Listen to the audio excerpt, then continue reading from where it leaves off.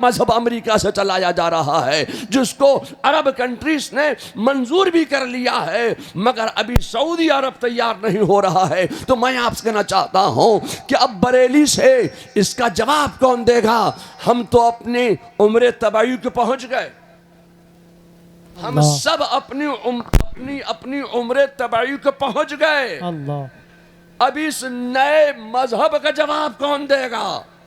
اب یہ جو امریکہ سے نیا مذہب ایجاد کیا جا رہا ہے، میں آپ سے کہنا چاہتا ہوں کہ بریلی کبھی بھی علم سے خالی نہیں رہا ہے۔ ہم تو اپنی طبعی عمر کو پہنچ چکے ہیں، مگر بریلی کا مستقبل اب احسن رضا ہے، بریلی کا مستقبل اسجد رضا ہے، بریلی کا مستقبل عمران رضا سمنانی ہے، بریلی کا مستقبل فیض رضا ہے، بریلی کا مستقبل ارسلان رضا ہے۔ اب اگر کوئی جواب دے گا تو اللہ تبارک و تعالی اولاد اعلی حضرت نے ان میں سے کسی کو تیار فرمائے گا اور علم لدنی عطا فرمائے گا۔ بریلی نے کل بھی قیادت کی ہے مسلمانوں کی، اور آج بھی قیادت کر رہے ہیں، اور صبح قیامت تک بریلی سے اسلام و ایمان و عقیدے کی حفاظت کے لیے اللہ تبارک و تعالی ضرور کسی نہ کسی کو تیار فرمائے گا۔ میں چونکہ تقریر کرنے کے ارادے سے بالکل نہیں آیا تھا، میرے چچا حضرت مولانا منان رضا خان صاحب کا حکم ہوا کہ آپ کو آنا ہے، تو میں نے سوچا یہ کہ کچھ پیغام جو بریلی سے ہمیشہ دیے جاتے رہے ہیں، مسلک اہل سنت و جماعت کی ترقی و مسلکی اور ملکی و قومی زندگی سنوارنے والا ایک مؤثر پیغام، جو میں بریلی شریف سے اعلیٰ حضرت فاضل بریلوی کے عرس مبارک کے موقع پر پیش کرنا چاہتا ہوں۔ مذہبی و مسلکی تعلیم اور بیداری مذہب اہل سنت مسلکی اعلیٰ حضرت پر سختی سے قائم رہیں اور بد مذہبوں سے رشتے ناتے ہرگز نہ جوڑیں۔ اس کے ساتھ ہی معیاری تعلیم تک رسائی میں اضافہ کریں، جس میں جدید اور مذہبی تعلیم دونوں شامل ہیں، تاکہ مسلمان خود کفیل، مضبوط اور باشعور بن سکیں۔ نمبر 2، سماجی اتحاد کے تعلق سے سماجی تفریق کو کم کریں اور جامع پالیسیوں کو فروغ دیں، تاکہ تعلیم تمام کمیونٹیز کے درمیان باہمی افہام و تفہیم اور تعاون میں اضافہ ہو سکے۔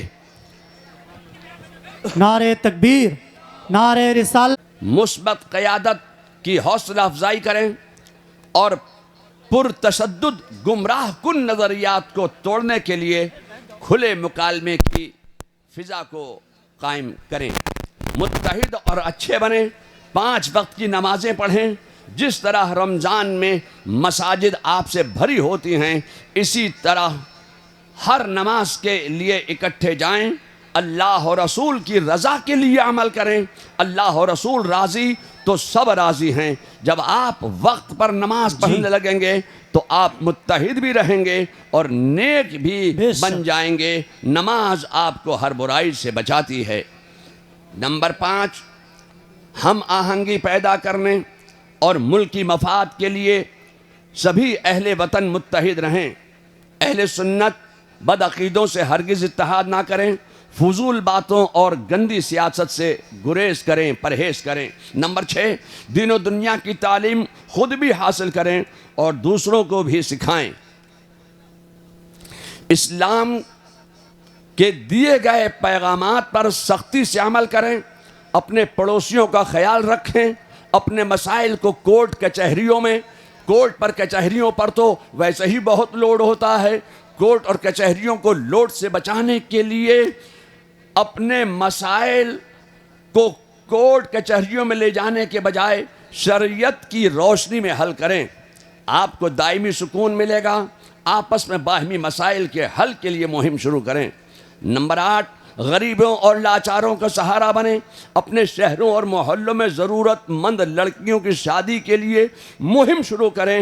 مہنگے جہیز کے بغیر شادیوں پر زور دیں اور سادگی سے نکاح کریں۔ ہندوستانی آئین کا تحفظ کریں. جس طرح شریعت کے راستے پر چلنے سے زندگی کی مشکلات دور ہوتی ہیں، اسی طرح ملک کے آئین نے ہم سب کو حقوق و ضوابط دیے ہیں. ملک کی ترقی کے لیے ان پر عمل کریں. سوشل میڈیا کو نمبر 10 سوشل میڈیا کو ضرورت اور بھلائی کے لیے استعمال کریں.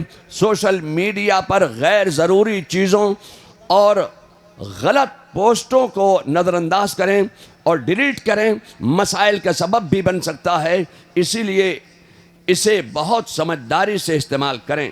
نمبر 11 کاروبار کریں. اپنے کام میں ٹیکنالوجی کا سہارا لے کر آگے بڑھیں. دستکاری، کھیتی باڑی، دکانداری وغیرہ کے علاوہ بچوں کو اعلیٰ تعلیم کے لیے بھیجیں تاکہ وہ بھی ملک کی خدمت میں حصہ لیں. اعلیٰ حضرت کی لکھی ہوئی کتاب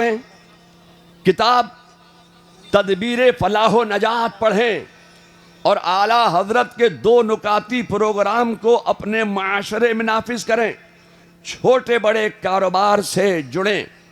ملک میں جو شدت نمبر 12 ملک میں جو شدت پسند عناصر مسلمانوں کے مقامات مقدسہ خاص کر فتح پور کی طرح مزارات و مساجد کو توڑ رہے ہیں، ان کے خلاف سیکولر اور سنجیدہ مزاج ہندوؤں کو ساتھ لے کر قانونی کارروائی کریں. خود سے قانون ہرگز اپنے ہاتھوں میں نہ لیں.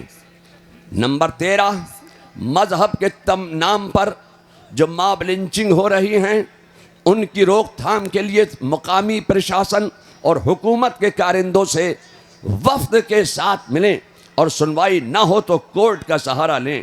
نمبر 14 آپسی سوہارد قائم کرنے کے لیے سبھی خانقاہیں اپنے اپنے علاقوں میں ہندو مسلم کمیٹیاں بنائیں.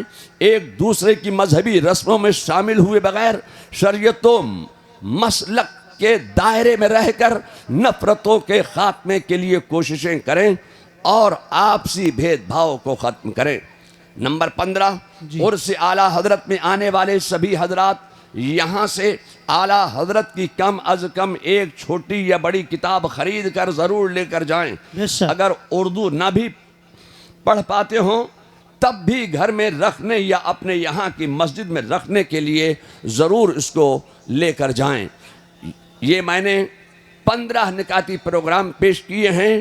کیا آپ حضرات ان میرے مطالبات اور ان پیغامات ایک ہیں، ایک رہیں گے اور ایک رہ کر دین و سنیت کی ترقی و بقا اور مسلک اہل سنت کی ترقی و بقا اور مسلک اعلیٰ حضرت کی ترقی و بقا کے لیے ہم ایک رہیں گے اور نیک رہیں گے اور اس پر ہم عمل کریں گے انشاءاللہ. اللہ تبارک و تعالی اس ادارے کو دین و سنیت کی